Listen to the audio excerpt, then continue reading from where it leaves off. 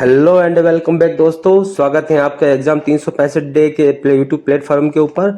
आज से हम रीट मैथ्स 2026 का जो जनवरी के अंदर पेपर होगा उसके अंदर लेवल 2 एसएसटी विषय से संबंधित जो भी ऑनलाइन प्रश्न एनसीईआरटी की किताबें कक्षा 6 से 12 के अंदर दिए हुए हैं उन सभी प्रश्नों का विस्तार से अध्ययन करेंगे।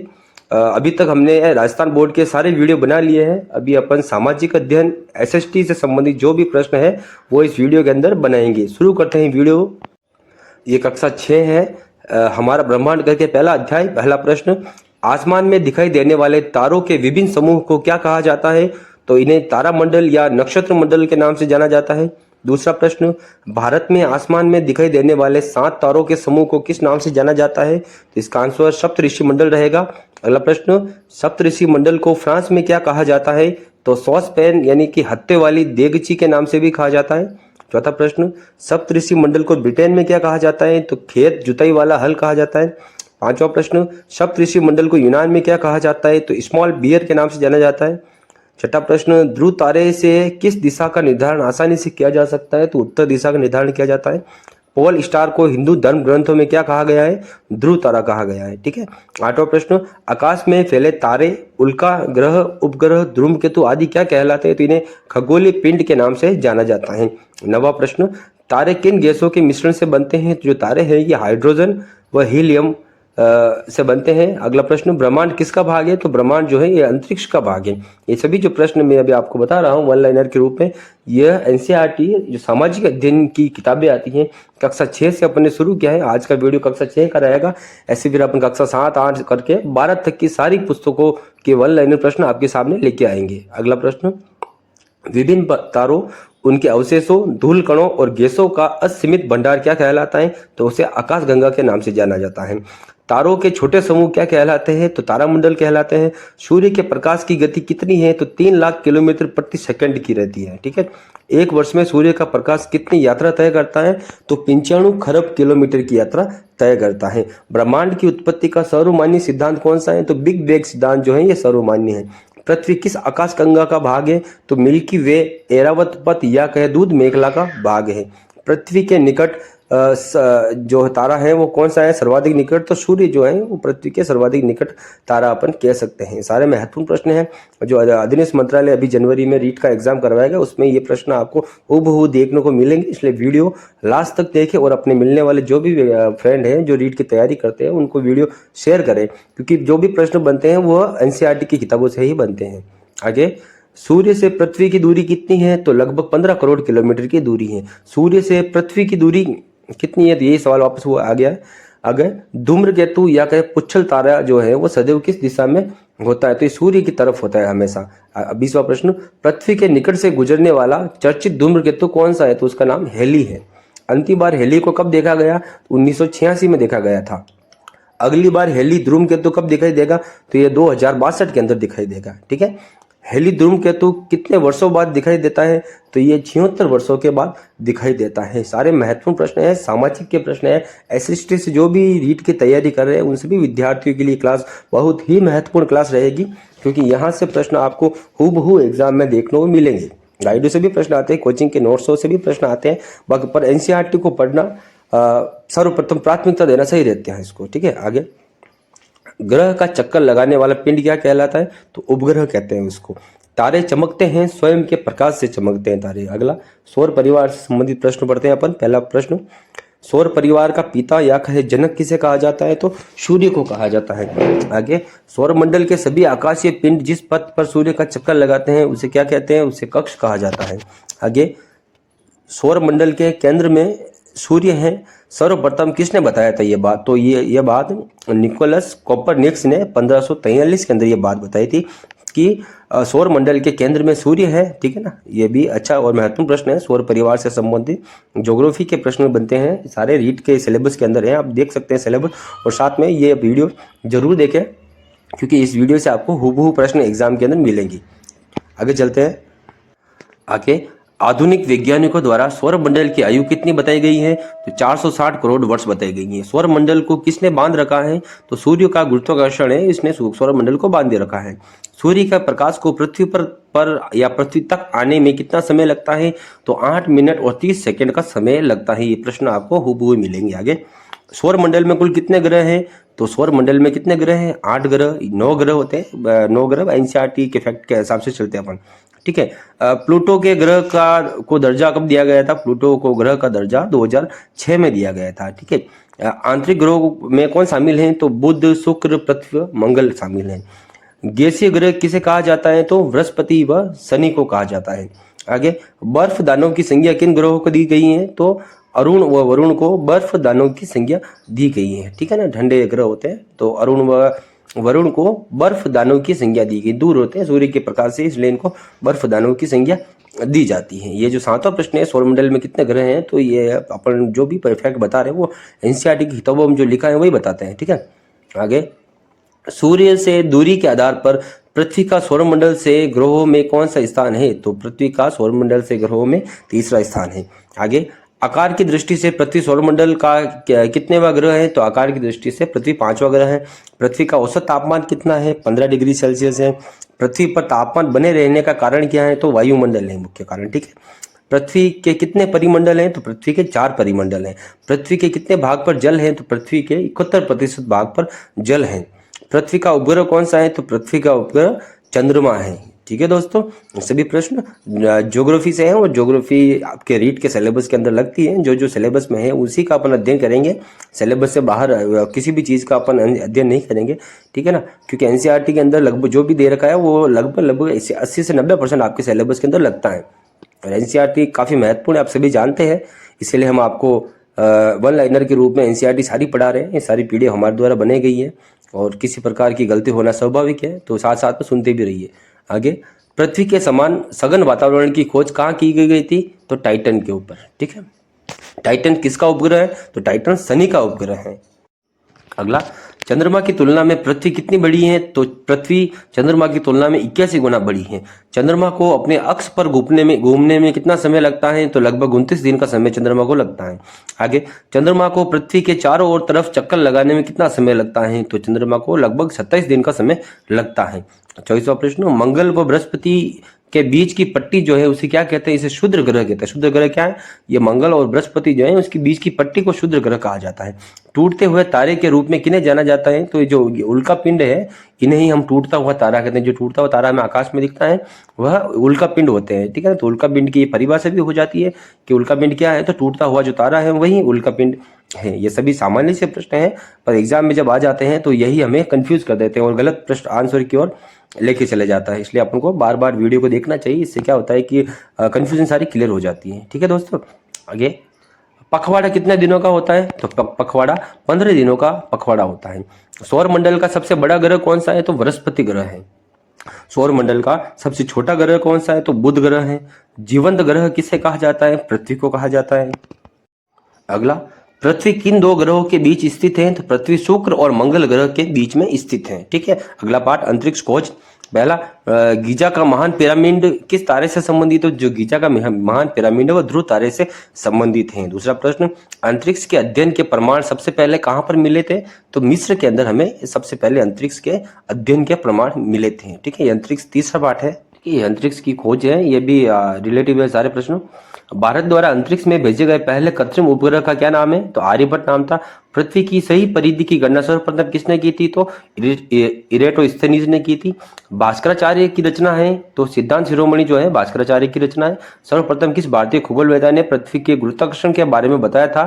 तो भास्कराचार्य ने ही सबसे पहले बताया था। आगे, प्रथम दूरबीन का आविष्कार किसने किया? तो हॉलैंड जो यानी नीदरलैंड के हैंस लिप्सरी ने सबसे पहले दूरबीन का आविष्कार किया था। ये सभी एनसीईआरटी के प्रश्न है, ठीक है ना। तो काफ़ी महत्वपूर्ण फैक्ट है और ये L2 से ही संबंधित है। L1 में अगर आपके लगते हैं तो आप उसको भी ये भी वीडियो देख सकते हैं, ये सारी चीज़ें।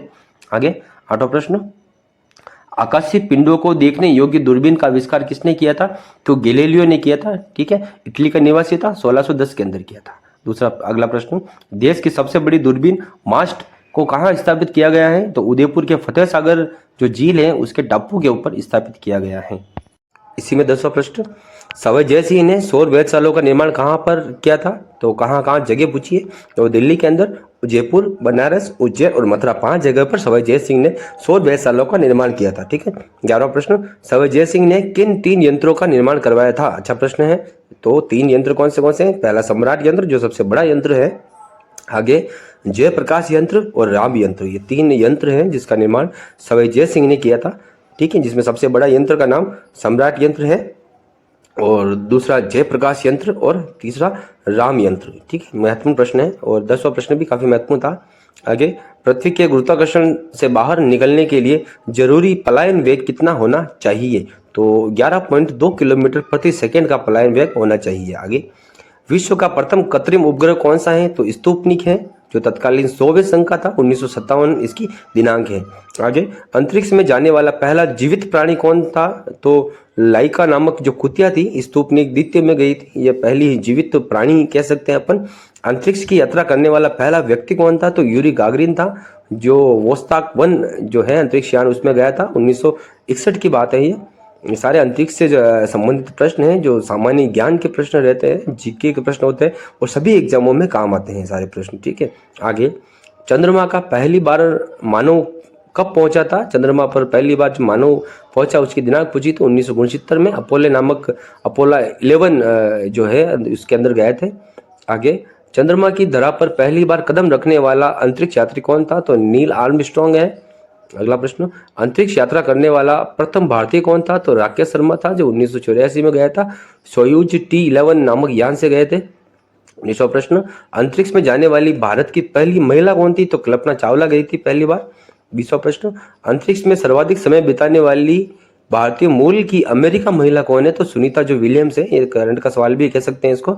जो भारतीय मूल की अमेरिका महिला है जो सर्वाधिक समय बिताई थी, सुनीता विलियम्स, और अभी हाल ही के कुछ महीनों पहले वापस भी आए थे ये। ठीक है ना। तो ये सभी महत्वपूर्ण प्रश्न है और सभी एग्जामों में आपके काम आएंगे। वीडियो के अंत तक बने रहे जिससे आपको और भी महत्वपूर्ण प्रश्न मिलेंगे।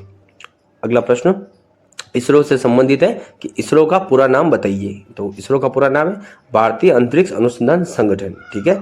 22वां प्रश्न, इसरो का गठन कब और किसके नेतृत्व में हुआ था? तो 1962 के अंदर डॉक्टर होमी जहांगीर भाभा के नेतृत्व में हुआ था। 23वां प्रश्न, भारत के अंतरिक्ष कार्यक्रम को गति देने का श्रेय किसे जाता है? तो भारत के अंतरिक्ष कार्यक्रम को गति देने का श्रेय विक्रम साराभाई को दिया जाता है। सभी प्रश्न वीडियो आप अपनी सुविधा के अनुसार स्पीड बढ़ाकर पढ़ सकते हैं। सामान्य स्पीड पे समझ में आता है तो सामान्य स्पीड से पढ़ लीजिए। इस और स्पीड तेज करना चाहो तो 1.5, 1.50, 2 की स्पीड, जैसे आपकी सुविधा के हिसाब से पढ़ लीजिए आप। आगे, प्रथम भारतीय उपग्रह कौन सा है? तो प्रथम भारतीय उपग्रह आर्यभट्ट है। आर्यभट्ट का प्रक्षेपण कब व कहां से किया गया? तो 1975 में पूर्वी सोवियत संघ जो था उसके बीकानूर अंतरिक्ष केंद्र से इसका प्रक्षेपण किया गया था। ठीक है। मंगलयान कब प्रक्षेपित किया गया? तो नवंबर 2013 में आंध्र प्रदेश के श्रीहरिकोटा से मंगलयान का प्रक्षेपण किया गया था। चंद्रयान कब प्रक्षेपित किया गया? तो अक्टूबर 2008 के अंदर। भारत की पहली अंतरिक्ष सौर वेधशाला या अंतरिक्ष वेधशाला कौन सी है? तो एस्ट्रोसेट है। एस्ट्रोसेट अक्टूबर 2015 की बात है। 1 मील में कितने किलोमीटर होते हैं? तो 1 मील के अंदर 1.6 किलोमीटर होते हैं। ठीक है। अगला, पृथ्वी की आकृति कैसी है? तो भू आप या कहें जियोइड अथवा पृथ्वी आकार है। ये ग्लोब से संबंधित प्रश्न शुरू हो जाते हैं। अगला प्रश्न, पृथ्वी का भूमध्य वृत्तीय व्यास कितना है? तो 12,756.6 किलोमीटर का भूमध्य वृत्तीय व्यास है पृथ्वी का। पृथ्वी का ध्रुवीय व्यास पूछे आपसे तो 12,714 किलोमीटर का रहता है। पृथ्वी की भूमध्य रेखीय परिधि कितनी है? तो 40,075 किलोमीटर की परिधि है। अगला प्रश्न, पृथ्वी की ध्रुवीय परिधि कितनी है? तो 40,008 किलोमीटर की ध्रुवीय परिधि है। ठीक है। पृथ्वी के भू-आभीय आकार का पता सर्वप्रथम किसने लगाया था?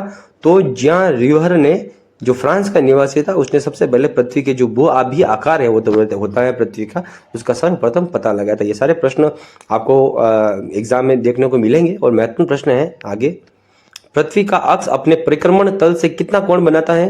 तो 66.5 डिग्री का कोण बनाता है पृथ्वी का अक्ष। ये कंफ्यूज करने वाले जो होते हैं तो ध्यान रखिएगा, अक्ष पूछे तो 66.5 डिग्री का। ठीक है।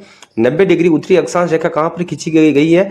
तो उत्तरी ध्रुव के वहां पर। 23.5 डिग्री उत्तरी अक्षांश पर खींची गई रेखा क्या कहलाती है? 23.5 डिग्री आप सभी जानते हैं कर्क रेखा होती है। ठीक है। 66.5 डिग्री उत्तरी अक्षांश रेखा जो है किसका निर्माण करती है, तो 66.5 डिग्री जो उत्तरी अक्षांश रेखा है ये आर्कटिक वृत्त का निर्माण करती है। ग्लोब आप देखोगे तो ये सारे डाउट आपको क्लियर हो जाते हैं। पर ये सभी जो वन लाइनर प्रश्न है काफ़ी महत्वपूर्ण प्रश्न है जो हम आपको दे रहे हैं वीडियो के माध्यम से, इसलिए वीडियो के अंत तक आप अच्छे से बने रहें। आगे 90 डिग्री दक्षिणी अक्षांश रेखा कहाँ पर विद्यमान है, तो ये दक्षिणी ध्रुव पर विद्यमान है। 23.5 डिग्री दक्षिणी जो रेखा है उसको क्या कहते हैं, तो उसको मकर रेखा कहा जाता है। 66 डिग्री दक्षिणी अक्षांश रेखा कहाँ बनती है या क्या बनाती है, तो ये अंटार्कटिक वृत्त बनाती है। ऊपर आर्कटिक वृत्त बनाती है उत्तरी, और दक्षिणी बनाती है अंटार्कटिक वृत्त। ठीक है। उत्तरी गोलार्ध में क्या अधिक रहता है, तो उत्तरी गोलार्ध में स्थल भाग ज्यादा है। कुल अक्षांश कितने हैं, तो 181 कुल अक्षांश है। और इसके व्रत कितने बनते हैं, तो व्रत इसके 179 इसके व्रत बनते हैं। ध्यान रखना, अक्षांश 181 हैं और इसके व्रत 179 बनते हैं। ठीक है। भारत किस गोलार्ध में, तो भारत उत्तरी गोलार्ध में है।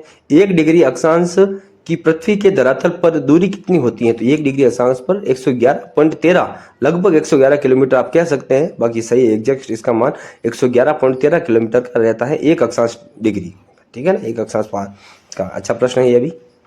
आगे 47वां प्रश्न, 1 सेकंड अक्षांश की कोणीय दूरी कितनी होती है, तो 31 मीटर की होती है। भूमध्य रेखा से कर्क व मकर रेखा के मध्य सूर्य के सीधा चमकने के कारण जब गर्मी ज्यादा रहती है तो उस क्षेत्र को क्या कहते हैं, तो इस क्षेत्र को उष्णकटिबंध क्षेत्र कहा जाता है।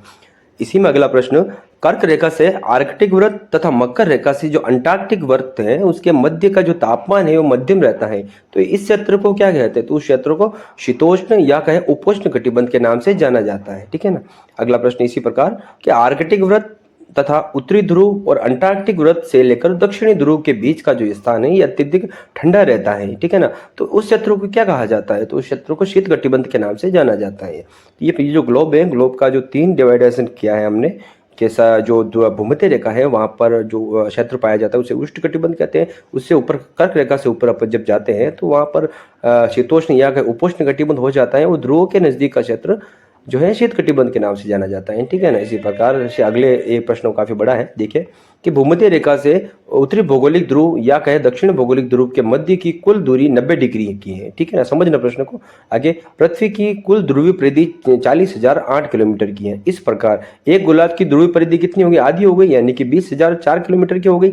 तथा इसकी आधी अर्थात ये 0 से 90 डिग्री उत्तरी ध्रुव की दूरी अगर देखें अपन इससे भी आधी तो 10,002 किलोमीटर की हो जाती है ना। तो इस प्रकार एक अक्षांश की पृथ्वी के धरातल पर दूरी कितनी, यानी कि कुल मिलाकर आपको एक अक्षांश की दूरी निकालने का फॉर्मूला है, तो कितना आंसर आएगा 111.13 किलोमीटर का आएगा। ये प्रश्न अपन ने पढ़ा भी था। अगला प्रश्न, एक अक्षांश को 60 मिनट में विभाजित किया जाता है। इस प्रकार 1 सेकंड अक्षांश की कोणीय दूरी पृथ्वी के धरातल की कितनी होती है, तो इसका अपन 1.86 में जब 60 का भाग देते हैं तो 0.031 किलोमीटर अर्थात या कहीं 31 मीटर का हो जाता है। ठीक है ना। इसी में आगे देशांतर रेखाएं ध्रुवों को मिलाते हुए किस रूप में खींची जाती है, तो अर्धवृत्ताकार रूप में खींची जाती है। अगला, पृथ्वी 24 घंटे में 360 डिग्री घूमती है अर्थात 1 घंटे में 15 डिग्री घूमती है। अतः हम कह सकते हैं कि 4 मिनट में पृथ्वी कितना घूमती है, तो 4 मिनट में 1 डिग्री घूमती है। ठीक है ना। देशांतर का मुख्य कार्य क्या होता है, तो जीएमटी यानी कि ग्रीनविच जो मीन टाइम है उसके सापेक्ष स्थानीय मानक समय को निर्धारित करने का काम देशांतर करता है।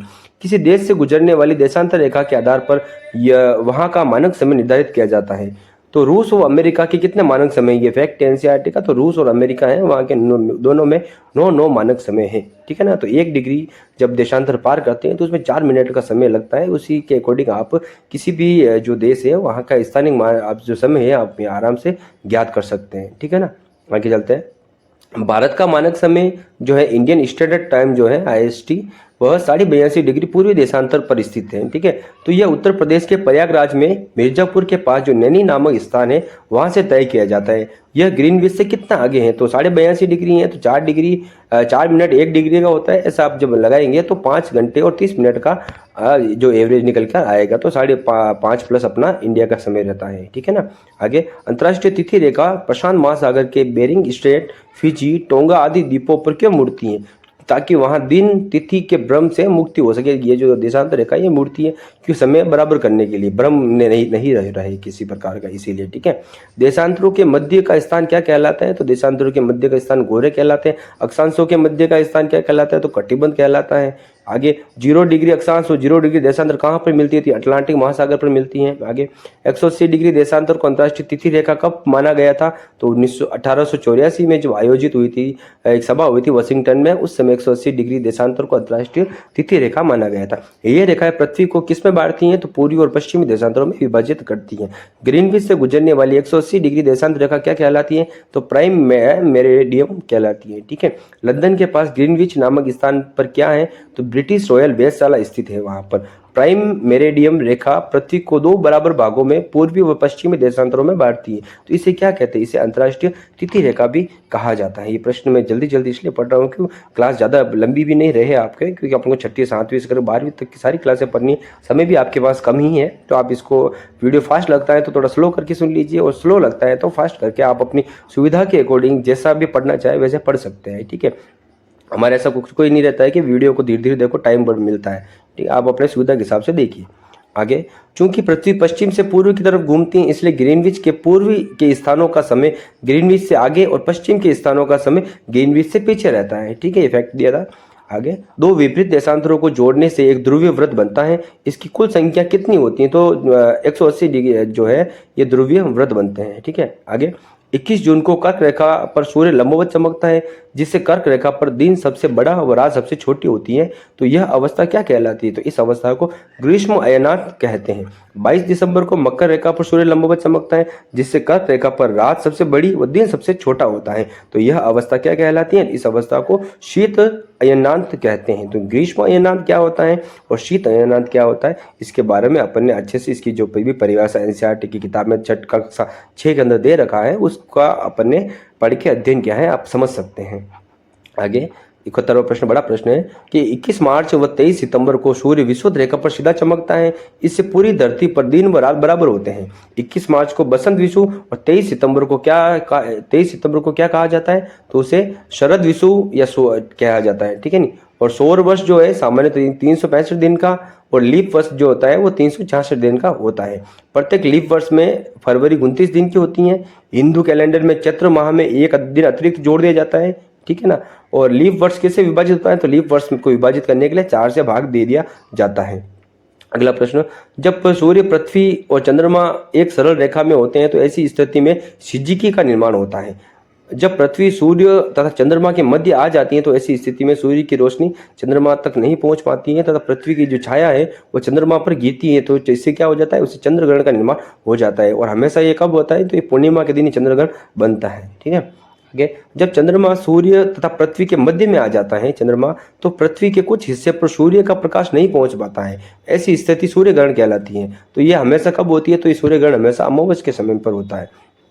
पृथ्वी अपने अक्ष पर पश्चिम से पूर्व की दिशा में किस गति से घूमती है? तो 1610 किलोमीटर प्रति घंटे की रफ्तार से पृथ्वी घूमती है। पृथ्वी की किस गति से दिन व रात होते हैं? तो घूर्णन की गति से पृथ्वी के दिन और रात बनते हैं। सारे प्रश्न में जो है एनसीईआरटी के दे रखे हैं, और इसमें प्रश्न इतने बड़े बड़े बनाने का कारण है कि इसकी जो सारी परिभाषाएं हैं वो आपको प्रश्न पढ़ते पढ़ते याद हो जाए। ठीक है ना। कई बार क्या होता है कि आंसर से पहले प्रश्न याद हो जाता है, इसलिए प्रश्न बड़े बना रखे हैं। ठीक है। आगे, पृथ्वी सूर्य के चारों तरफ एक अंडाकार गति में चक्कर लगाती है। इसके लिए 365 दिन 5 घंटे 54 मिनट का समय लगता है। इसे ही परिक्रमण या वार्षिक गति कहा जाता है। ठीक है। तो इससे क्या होता है? इससे पृथ्वी पर ऋतु परिवर्तन व वर्ष परिवर्तन होते हैं। ठीक है ना। आगे मानचित्र के बारे में शुरू करते हैं अपन। सर्वप्रथम मानचित्र कहाँ पर बनाए गए थे? तो मिस्र के अंदर बनाए गए थे। मानचित्रों पर अक्षांश व देशांतर रेखाओं को किसने द्वारा सर्वप्रथम दर्शाया गया था? तो टॉलमी के द्वारा दर्शाया गया था। ठीक है। नई दुनिया कैसे कहा जाता है? तो जो अमेरिका है, अमेरिका देश को नई दुनिया के नाम से जाना जाता है और यह कहा भी जाता है। ये सभी एनसीईआरटी के फैक्ट हैं जो हम आपको बता रहे हैं वन लाइनर के रूप में, शॉर्ट रिवीजन कह सकते हो आप इसको। आप इसको वीडियो को जब बार बार देखेंगे तो अच्छे से ये याद हो जाएंगे। ठीक है। आगे चलते हैं। अमेरिका की खोज किसने की थी? तो कोलंबस ने की थी 1492 के अंदर। आगे, वास्को डी गामा भारत के किस तट पर पहुंचे थे? तो 1491 में केरल के कालीकट तट पर वास्को डी गामा पहुंचे थे। मानचित्र निर्माण में किसका प्रयोग किया जाता है? तो पैमाने का प्रयोग किया जाता है। दिशा ज्ञात करने के लिए कौन से यंत्र का प्रयोग किया जाता है? तो कंपास यंत्र का प्रयोग किया जाता है। किसी छोटे क्षेत्र का बड़े पैमाने पर तैयार मानचित्र क्या कहलाता है? तो इसे खाका के नाम से भी जाना जाता है, खाका कहते हैं अपन, ठीक है। छोटे क्षेत्रों को बड़ा करके कौन से मानचित्र में दर्शाया जाता है? तो भू संपत्ति या कैडिस्ट्रो मानचित्र पर दर्शाया जाता है। विभिन्न प्रकार के मानचित्रों का संकलन क्या कहलाता है? तो एटलस कहते हैं, अपन कहते हैं ना एटलस बुक। एटलस बुक में विभिन्न प्रकार के मानचित्रों का संकलन होता है। ओके, दिशा सूचक यंत्रों की सुई हमेशा कौन सी दिशा में रहती है? तो जो भी कंपास होते हैं दिशा सूचक यंत्र, उसकी जो सुई है वो हमेशा नॉर्थ की तरफ रहती है, यानी कि उत्तर दिशा की तरफ रहती है। ओके, ठीक है। इसी प्रकार और भी काफी महत्वपूर्ण प्रश्न आपको आगे मिलेंगे। आगे चलते हैं। परंपरागत मान्यता वाले चिन्ह को मानचित्र में प्रयोग किए जाते हैं और उन्हें क्या कहते हैं? तो उन्हें रूढ़ चिन्ह कहलाते हैं। जो रूढ़ चिन्ह होते हैं वो परंपरागत मान्यता वाला रेगुलर चिन्ह कह सकते हैं आप। अब महाद्वीप और महासागर के बारे में पढ़ते हैं, ये चैप्टर आपके सिलेबस में लगता है। पहला, पृथ्वी के कितने प्रतिशत भाग पर महाद्वीप हैं? तो 29% भाग पर महाद्वीप हैं। पृथ्वी के स्थलीय भाग को कितने महाद्वीपों में विभक्त किया गया है? तो 7 महाद्वीपों में बांटा गया है। पृथ्वी के कितने प्रतिशत भाग पर महासागर है? तो 71% भाग पर महासागर है। पृथ्वी के जलीय भाग को कितने महासागरों में बांटा गया है? तो 5 महासागरों में बांटा गया है कुल मिलाकर, यानी कि जो 29% भाग पर महाद्वीप है, 71% भाग पर महासागर है, 7 महाद्वीप हैं और 5 महासागर हैं। तो महाद्वीप और महासागर से सामान्य प्रश्न शुरू हो गए हैं। आगे चलते हैं। विश्व का सबसे बड़ा महाद्वीप कौन सा है? तो एशिया महाद्वीप है। एशिया पृथ्वी के कितने प्रतिशत भाग पर फैला हुआ है? तो एशिया महाद्वीप 30% भाग पर फैला हुआ है। एशिया को अफ्रीका से किसके द्वारा अलग होना होता है? तो ये दोनों का विभाजन स्वेज नहर और लाल सागर से होता है, ठीक है। एशिया के पूर्व में कौन सा महासागर है? तो प्रशांत महासागर है। एशिया के उत्तर में आर्कटिक महासागर है और एशिया के दक्षिण में हिंद महासागर है, ठीक है। एशिया को यूरोप से अलग कौन करता है? तो यूराल पर्वत या कहे कैस्पियन जो सागर है, ये दोनों एशिया को यूरोप से अलग करते हैं। विश्व की सबसे ऊंची चोटी कौन सी है? तो माउंट एवरेस्ट जो है एशिया महाद्वीप के अंदर है। विश्व की सबसे ऊंची चोटी है जिसकी ऊंचाई जो है 8,848 मीटर की है, ठीक है ना, माउंट एवरेस्ट। सभी ये महत्वपूर्ण प्रश्न है और ये जो सरल प्रश्न जो लगते हैं ये भी एग्जाम में पूछे जाते हैं। जो भी सरल प्रश्न होते हैं उसका गलत होने के भी ज़्यादा चांसेस रहते हैं, क्योंकि अपन वहाँ पर सभी आंसर एक जैसे ही लगते हैं अपन को, ठीक है। तो बार बार रिवीजन करना ठीक रहता है। आगे, विश्व का सबसे नीचा स्थान कौन सा है? तो मृत सागर जो है ये समुद्र तल से 418 मीटर नीचा है। विश्व की कितने प्रतिशत जनसंख्या एशिया में निवास करती है? तो 60% जनसंख्या निवास करती है। विश्व का सबसे बड़ा पठार कौन सा है? तो तिब्बत का पठार है। विश्व का सबसे ऊंचा पठार कौन सा है? तो पामीर का पठार है। एशिया की सबसे लंबी नदी कौन सी है? तो यांगसी क्यांग जो नदी है एशिया की सबसे लंबी नदी है। किस महाद्वीप के बीच से होकर तीनों प्रमुख अक्षांश रेखाएं गुजरती हैं? तो अफ्रीका महाद्वीप से। यह सवाल अभी वीडियो के अंदर भी पूछा था। विश्व का सबसे बड़ा मरुस्थल कौन सा है? तो सहारा मरुस्थल जो कि अफ्रीका के अंदर आया हुआ है। और विश्व की सबसे लंबी नदी पूछे तो नील नदी है। कौन सी नदी है? नील नदी जो है विश्व की सबसे लंबी नदी है। अभी सारे प्रश्न मिक्स में ही मिलेंगे आपको। ये कक्षा 6 का ही वीडियो रहेगा। जो आप डिटेल में पढ़ना चाहें तो कक्षा 6 की जो बुक चलती है सामाजिक विज्ञान करके, उसको आप आराम से पढ़ सकते हैं। एनसीईआरटी बुक है, ठीक है। राजस्थान में एनसीईआरटी बुक ही चलती है। और राजस्थान अध्ययन की जो बुकें हैं वो भी हमने करा ली है वीडियो पर। आप चैनल पर देख के सारी 6 से 10 की क्लासें देख सकते हैं। आगे, नामीब व कालाहारी मरुस्थल किस महाद्वीप का भाग है? तो अफ्रीका महाद्वीप का भाग है। नील नदी का उद्गम किस झील से होता है? विक्टोरिया झील से होता है। अफ्रीका की सबसे लंबी पर्वत श्रृंखला कौन सी है? तो एटलस पर्वत श्रृंखला है। अफ्रीका का सबसे ऊंचा स्थान कौन सा है? तो किलिमंजारो है। उत्तरी अमेरिका का सबसे ऊंचा पर्वत शिखर कौन सा है? तो माउंट देनाली है, ठीक है। विश्व का सबसे बड़ा व गहरा गर्त कौन सा है? तो ग्रैंड कैनियन जो गर्त है विश्व का सबसे बड़ा वो गहरा गर्त है, ठीक है। विश्व की सबसे बड़ी ताजे पानी की झील पूछे तो सुपीरियर जो झील है ये विश्व की सबसे ताजे पानी की झील है। ये सारे जीके के प्रश्न हैं और काफी महत्वपूर्ण प्रश्न रहते हैं, एनसीईआरटी के ही प्रश्न हैं। इसी प्रकार आपको बहुत और भी अच्छे अच्छे प्रश्न आपको मिलते रहेंगे, ठीक है। आप जो भी आप कोचिंग से पढ़ रहे हैं, जो भी बुकों से आप अध्ययन करते हैं उनको साथ ले लीजिए। बाकी रिवीजन के तौर पर आप इन वीडियो का उपयोग करिए। काफ़ी उपयोगी वीडियो रहेंगे ये आपके लिए, क्योंकि यहाँ से रिवीजन बहुत जल्दी और आसानी से हो जाता है, ठीक है। अगला प्रश्न, उत्तरी अमेरिका के महान झील क्षेत्र में कौन सी झीलें शामिल हैं? तो उत्तरी अमेरिका के जो महान झील क्षेत्र हैं वहाँ पर इरी, ओंटेरियो, मिशिगन, सुपीरियर व जुरन जो जिले हैं ये इस एरिया में मिलती हैं आपको। विश्व की सबसे लंबी जो पर्वत श्रृंखला है कौन सी है? तो एंडीज पर्वत श्रृंखला है जो दक्षिण अमेरिका के अंदर आई हुई है। ठीक है, दक्षिण अमेरिका की सबसे ऊंची चोटी कौन सी है? तो एकांकागुआ है। अपवाह क्षेत्र में विश्व की सबसे बड़ी नदी कौन सी है? तो अपवाह क्षेत्र में अमेजन नदी हो जाती है।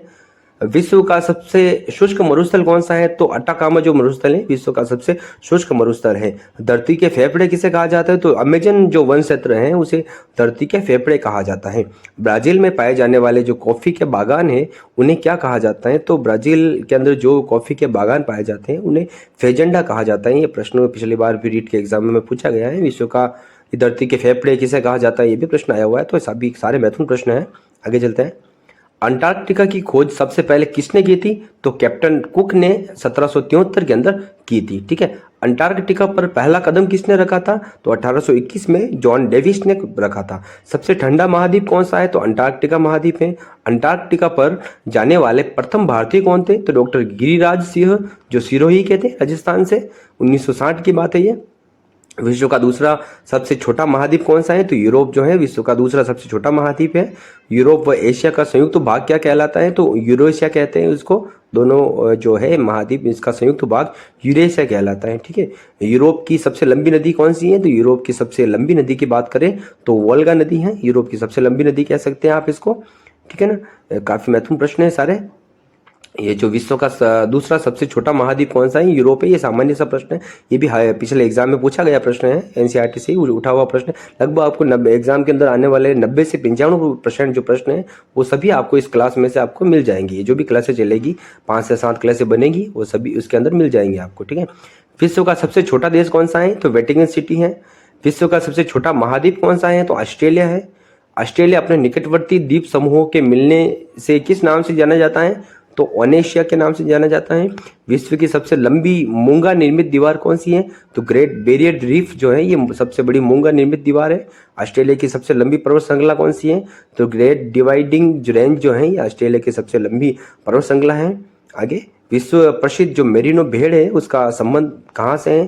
तो विश्व प्रसिद्ध जो मेरिनो भेड़ है ये ऑस्ट्रेलिया से संबंधित है। ये सारे ज्योग्राफी के प्रश्न चल रहे हैं, वर्ल्ड ज्योग्राफी जो आपके रीट के सिलेबस के अंदर लगता है और यहाँ से काफ़ी प्रश्न बनेंगे आएंगे आपके एग्जाम के अंदर। 120 नंबर का जो सब्जेक्ट रहता है उसमें से 4 डिवाइडेशन है, जिसमें एक डिवाइडेशन भूगोल का भी है। भूगोल से संबंधित जो भी प्रश्न है एनसीईआरटी के अंदर उन सभी का अपन अध्ययन कर रहे हैं। तो आप अच्छे से प्रश्नों को देखते रहें और सुनते भी रहें।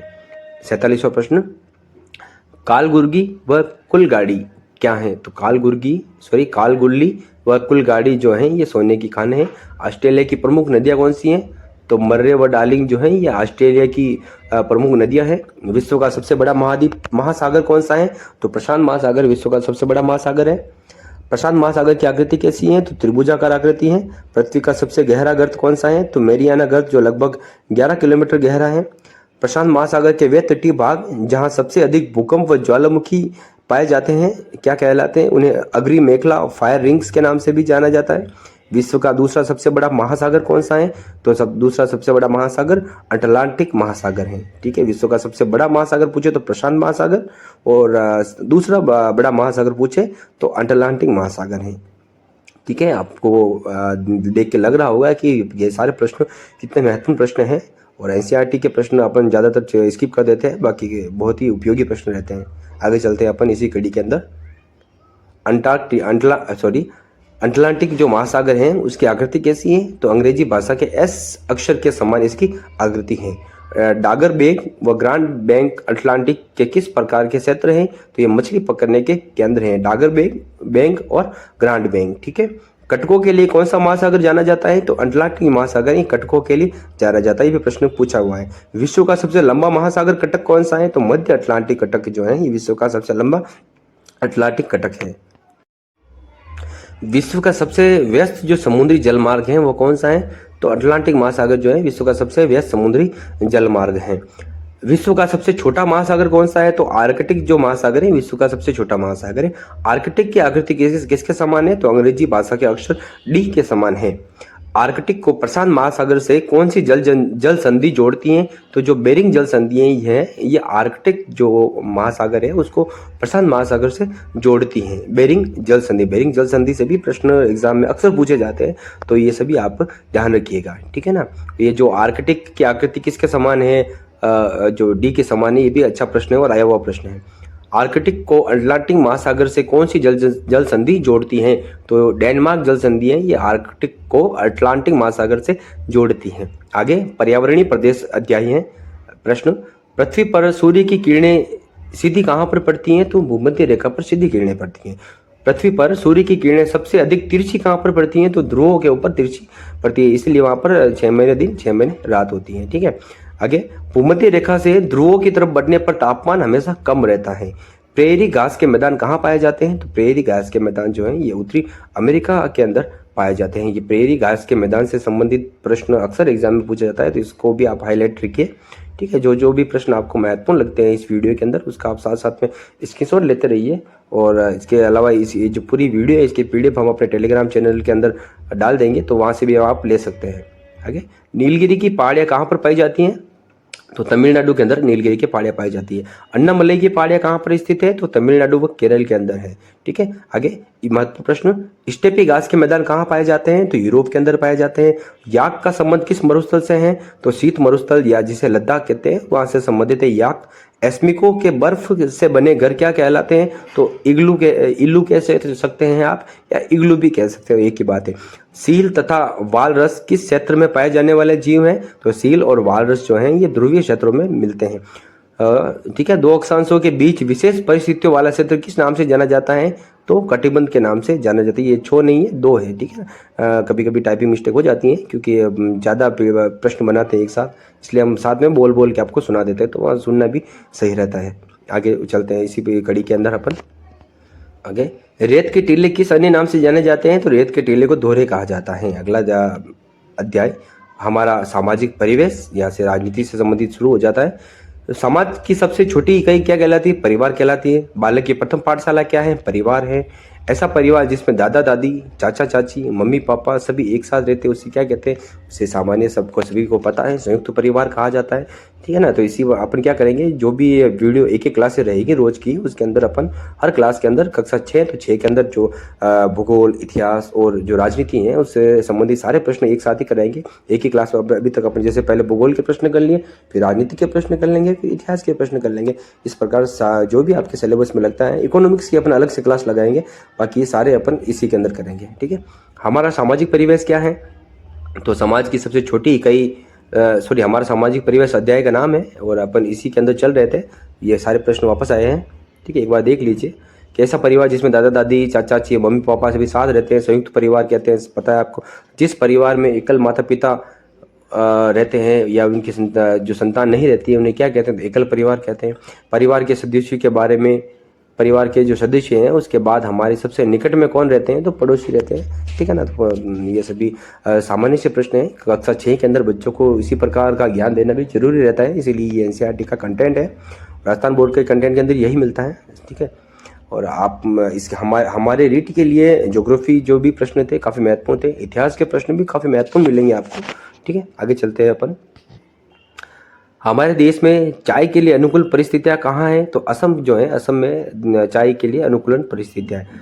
राजस्थान में मुख्यतः कौन सी फसलें उत्पादित होती हैं? तो ज्वार, मक्का, बाजरा जो फसलें उत्पादित होती है, मिक्स चल रहा है अभी। बिहू जो है किस क्षेत्र का प्रसिद्ध त्योहार है? तो असम का है। ओणम किस क्षेत्र का प्रसिद्ध त्योहार है? तो केरल का प्रसिद्ध त्योहार है। पोंगल किस क्षेत्र का प्रसिद्ध त्योहार है? तो तमिलनाडु का है। गणगौर व तीज किस क्षेत्र का प्रसिद्ध त्योहार है? तो राजस्थान के हैं। और छठ पूजा जो है ये बिहार का प्रसिद्ध त्योहार है, बिहार में छठ पूजा की जाती है। राजस्थान में गणगौर व तीज का उत्सव मनाया जाता है। तमिलनाडु में पोंगल मनाया जाता है। केरल में ओणम जो मनाया जाता है। असम में बिहू क्षेत्र का जो प्रसिद्ध त्योहार है, ये बिहू ये असम का है। और ज्वार, मक्का और बाजरा जो है राजस्थान की ही मुख्य उत्पादन की फसलें हैं, ठीक है। और चाय के लिए अनुकूलन परिस्थितियाँ असम की हैं, जैसा कि आप सभी जानते हैं। आगे चलते हैं। बैसाखी किस क्षेत्र का प्रसिद्ध त्योहार है? तो बैसाखी पंजाब का प्रसिद्ध त्योहार है। लिट्टी चोखा कहाँ का प्रसिद्ध व्यंजन है? तो लिट्टी चोखा जो है ये बिहार में खाया जाता है।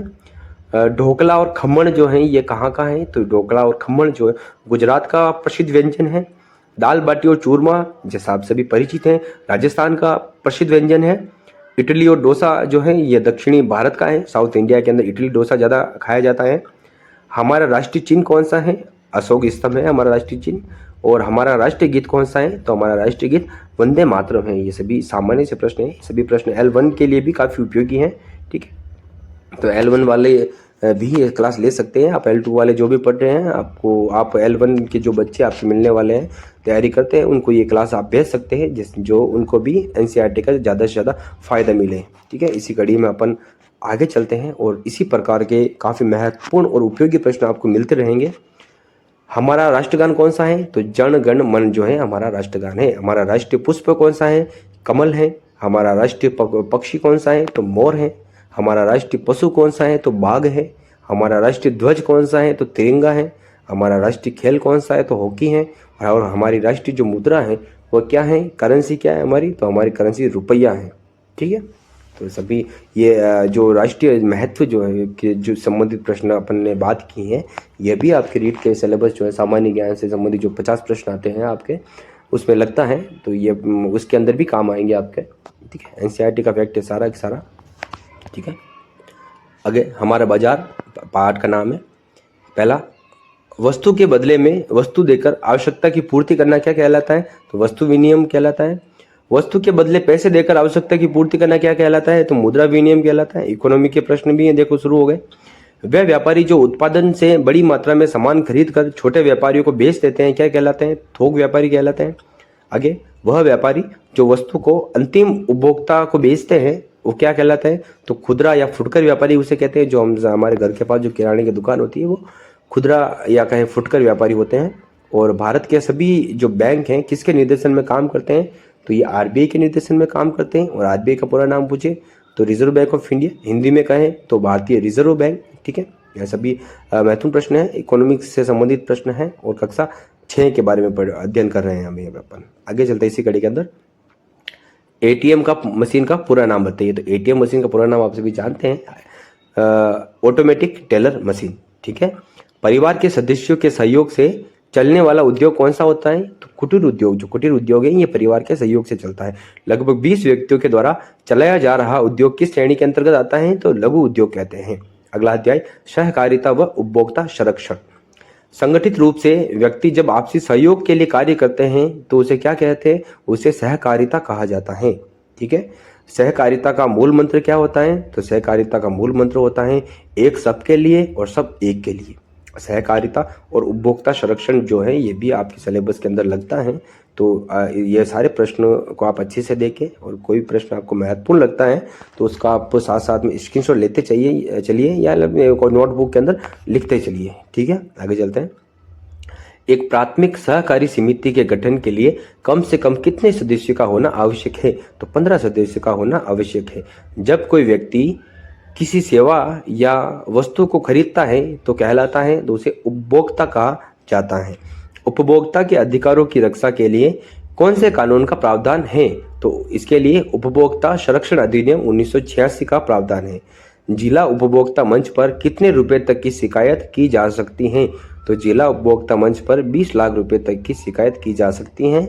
आगे, राज्य उपभोक्ता आयोग पर कितने रुपए तक की शिकायत की जा सकती है? तो राज्य उपभोक्ता आयोग पर 20 लाख रुपए से लेकर 1 करोड़ रुपए तक की शिकायत की जा सकती है। ये प्रश्न भी एग्जाम में मिलते हैं। ठीक है ना, और काफी महत्वपूर्ण प्रश्न है। जिला उपभोक्ता मंच में शिकायत कितने रुपए तक की शिकायत की जा सकती है, ऐसे प्रश्न एग्जाम में देखने को मिलेंगे, आपको नोट करते रहिएगा साथ साथ में। राष्ट्रीय उपभोक्ता आयोग पर कितने रुपए तक की शिकायत की जा सकती है? तो राष्ट्रीय उपभोक्ता आयोग पर 1 करोड़ रुपए से अधिक की शिकायत है वहां पर आप दर्ज कर सकते हैं। दूसरे की मेहनत पर अनुचित लाभ उठाना क्या कहलाता है? तो उसे शोषण कहते हैं। ठीक है, शोषण। आगे 10वां प्रश्न, क्रय की गई वस्तु के निश्चित समय अवधि में दोषपूर्ण होने पर वस्तु को बदलकर नया देने का वादा करना क्या कहलाता है? तो गारंटी कहते हैं। गारंटी जिसे अपन कहते हैं ये उसकी परिभाषा है। आगे वारंटी के बारे में पढ़ते हैं। वारंटी क्या होती है? तो क्रय की गई जो वस्तु है उसके निश्चित समय अवधि में दोषपूर्ण होने पर वस्तु दोष मुक्त करके देने का वादा क्या कहलाता है? वारंटी। गारंटी में वस्तु को बदल दिया जाता है और वारंटी में ठीक करके दिया जाता है। ठीक है। आगे, सहकारी समिति का पंजीकरण कहाँ से करवाया जाता है? तो सहकारी समिति है उसका पंजीकरण सहकारिता विभाग से करवाया जाता है, ठीक है ना। आगे चलते हैं अपन। सरकार व लोकतंत्र पॉलिटी से संबंधित प्रश्न शुरू होते हैं अभी कि सरकार का कार्य क्या होता है? तो सभी नागरिकों के लिए कानून बनाना सरकार का कार्य होता है। दूसरा प्रश्न, जब निर्णय लेने की शक्ति अकेले व्यक्ति राजा रानी के पास हो तो वह सरकार की व्यवस्था क्या कहलाती है? तो उसे राजतंत्र कहते हैं, ठीक है। आगे, जब जनता अपना प्रतिनिधि निश्चित समय के लिए वोट देकर चुनती है तथा निर्णय में जनता द्वारा चुने गए प्रतिनिधियों की सहभागिता होती है तो उसे क्या कहते हैं? तो उसे लोकतंत्र कहा जाता है। लोकतंत्र से संबंधित परिभाषाएं जो कक्षा 6 के अंदर दे रखी हैं, ठीक है। राजनीति विज्ञान विषय की जब शुरुआत करते हैं अपन, तो ये लोकतंत्र, राजतंत्र, जो भी जो व्यवस्था होती है सरकार की, इन व्यवस्थाओं की परिभाषा और सामान्य जानकारी का ज्ञान होना काफ़ी जरूरी रहता है, ठीक है। इसलिए लोकतंत्र की जो परिभाषा है ये एनसीईआरटी के अंदर दे रखी है। हालांकि इस प्रकार के प्रश्न परिभाषा के तो मुश्किल से मिलते हैं, बाकी बोर्ड का कुछ कह नहीं सकते हैं, ठीक है। आगे, जब लोकहित को ध्यान में न रखते हुए दूसरों को दबाकर निर्णय लिए जाते हैं तो ऐसी सरकार क्या कहलाती है? तो ऐसी सरकार यानी कि खुद की मनमानी करे, दूसरों की नहीं सुनती है, तो उसे तानाशाही कहते हैं। आगे, सरकार के चयन हेतु आवश्यक वयस्क नागरिक की आयु कितनी होती है? यानी कितनी वर्ष तक का आयु जो है वयस्क हैं और वह मतदान कर सकता है? तो 18 वर्ष का की आयु वाला हर व्यक्ति। बाल अधिकार संरक्षण आयोग या बाल अधिकार और बाल संरक्षण के बारे में पढ़ते हैं अभी अपन। पहला प्रश्न, 20 नवंबर 1989 को संयुक्त राष्ट्र संघ के बाल अधिकार अधिवेशन द्वारा बालकों के अधिकार को 4 रूपों में स्वीकार किया गया था, ठीक है। और भारत सरकार ने इसके ऊपर 11 दिसंबर 1992 को, दिनांक याद रखिएगा, भारत सरकार ने कब 11 दिसंबर 1992 को सहमति दी थी। और ये 4 अधिकार कौन से हैं? तो जीने का अधिकार, विकास का अधिकार, संरक्षण का अधिकार और सहभागिता का अधिकार, ठीक है। 4 अधिकार याद रखिएगा, प्रश्न बनता है यहाँ से। जीने का अधिकार, विकास का अधिकार, संरक्षण का अधिकार और सहभागिता का अधिकार, ठीक है। आगे चलते हैं। कन्या भ्रूण हत्या रोकथाम हेतु सरकार ने कौन सा कानून बनाया? तो पीसी एंड पीएनडीटी कानून, पीसी एंड पीएनडीटी कानून 1994 का जो बना, ये कन्या भ्रूण हत्या रोकथाम से संबंधित कानून है। बाल विवाह रोकथाम हेतु सरकार ने कानून कब बनाया था? तो बाल विवाह प्रतिषेध अधिनियम 2006 को बनाया था। आगे, बाल श्रम रोकथाम हेतु सरकार ने कानून कब बनाया था? तो बाल श्रम हेतु किशोर न्याय अधिनियम 2000 बना था। बाल यौन हिंसा के रोकथाम हेतु सरकार ने क्या प्रयास किया?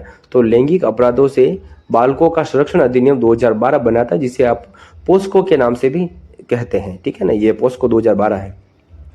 अगला, चाइल्ड हेल्पलाइन नंबर क्या है? तो ये अच्छा प्रश्न है। तो 1098 जो है ये चाइल्ड हेल्पलाइन के नंबर हैं। आगे, स्थानीय ग्रामीण जो स्वशासन से संबंधित प्रश्न है उससे बारे में बात करते हैं अपन। पहला प्रश्न, ग्रामीण क्षेत्र के विकास के लिए पंचायती राज व्यवस्था को कौन से संविधान संशोधन में अपनाया गया था? तो 73वें संविधान संशोधन के अंदर अपनाया गया था। कौन से संविधान संशोधन के तहत शहरी क्षेत्र में नगरीय स्वशासन को और अधिक सशक्त बनाया गया? तो 74वें संविधान संशोधन के अंतर्गत। भारत में त्रिस्तरीय पंचायती राज व्यवस्था कब शुरू की गई? तो 2 अक्टूबर 1959 को नागौर जिले के अंदर जो बगदरी नामक जो गांव है वहां से पंडित जवाहरलाल नेहरू जी के द्वारा पंचायती राज व्यवस्था वह भी त्रिस्तरीय 2 अक्टूबर 1959 को शुरू की गई थी, ठीक है। काफी महत्वपूर्ण प्रश्न है, पंचायती राज से संबंधित प्रश्न है, अक्सर एग्जामों में मिलते हैं आपको। आगे, पंचायत के 3 स्तर कौन से होते हैं? तो पहला ग्राम पंचायत, दूसरा पंचायत समिति और तीसरा जिला परिषद, ठीक है। ये क्रम रहता है, क्रम भी ध्यान रखिएगा आप।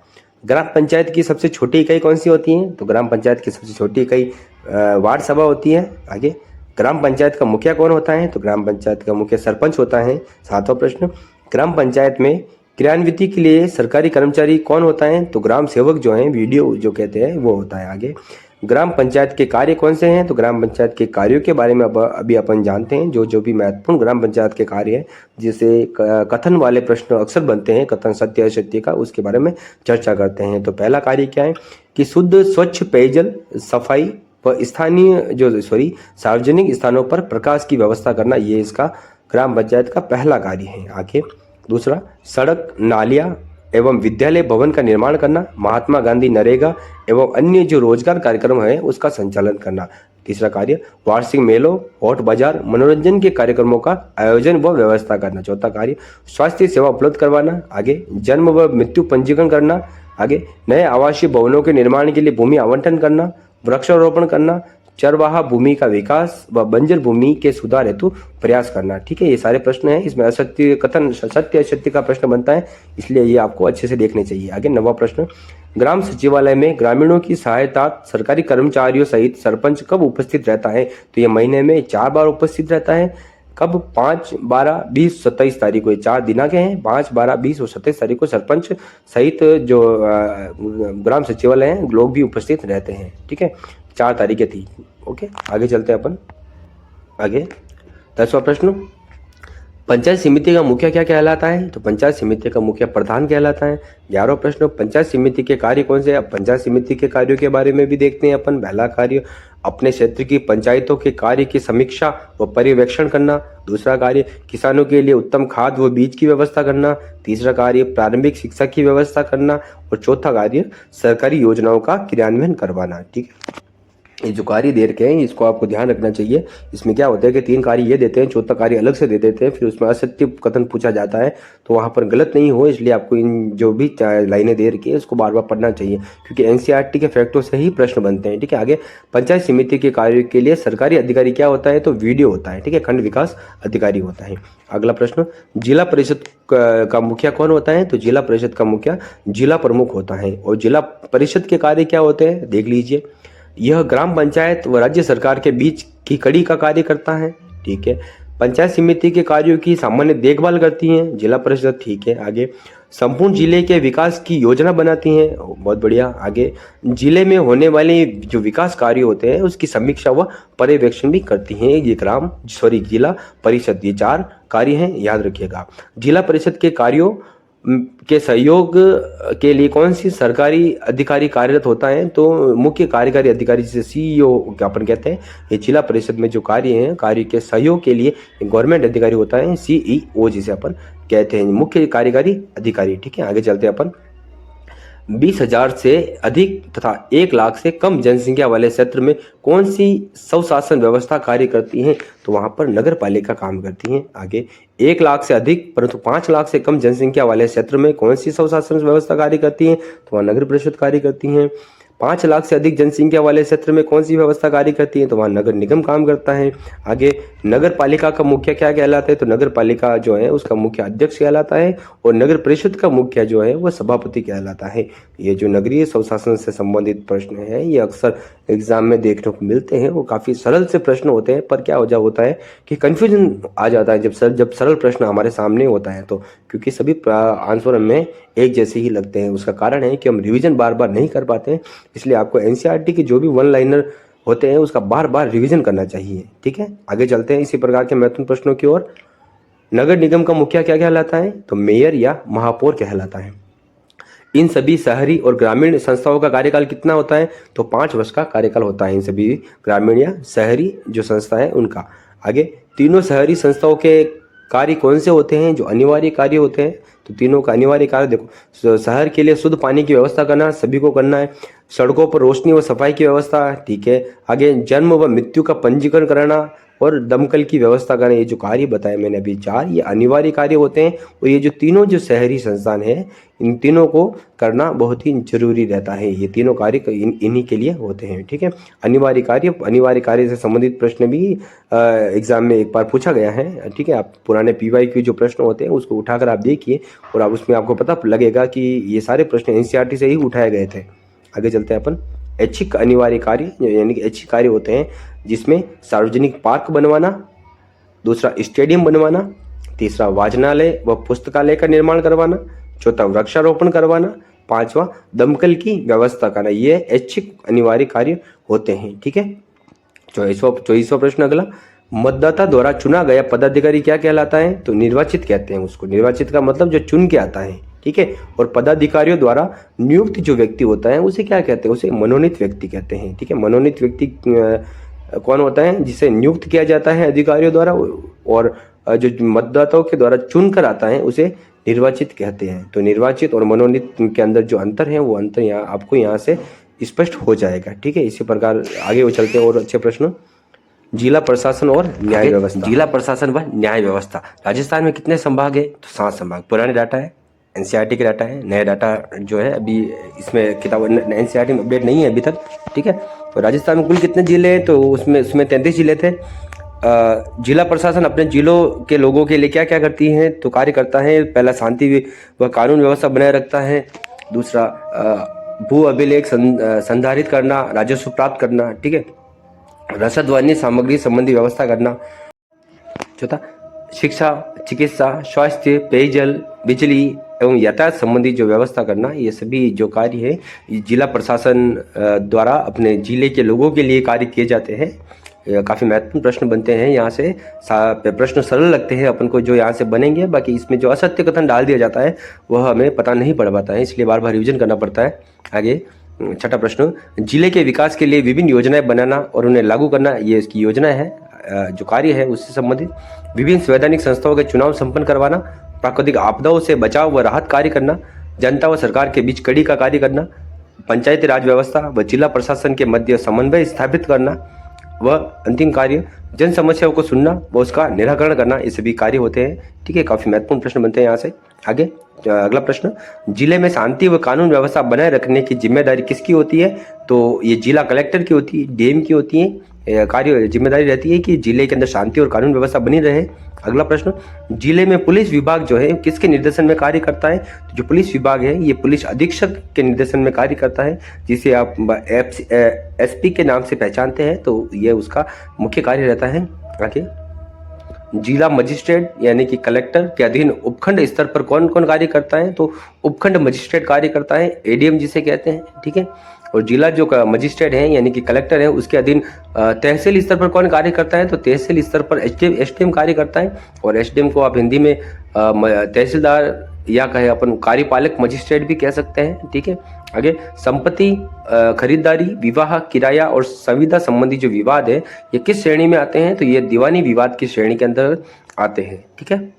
आगे, हत्या, मारपीट, चोरी तथा शांति भंग के विवाद किस श्रेणी के अंतर्गत आते हैं, तो ये फौजदारी जो विवाद है उसके अंतर्गत आते हैं, ठीक है। ये सभी काफ़ी अच्छे प्रश्न बनते हैं यहाँ से, ठीक है। ये जो है एडीएम, एसडीएम, डीएम से संबंधित जो भी प्रश्न बनते हैं सारे याद रखने चाहिए आपको।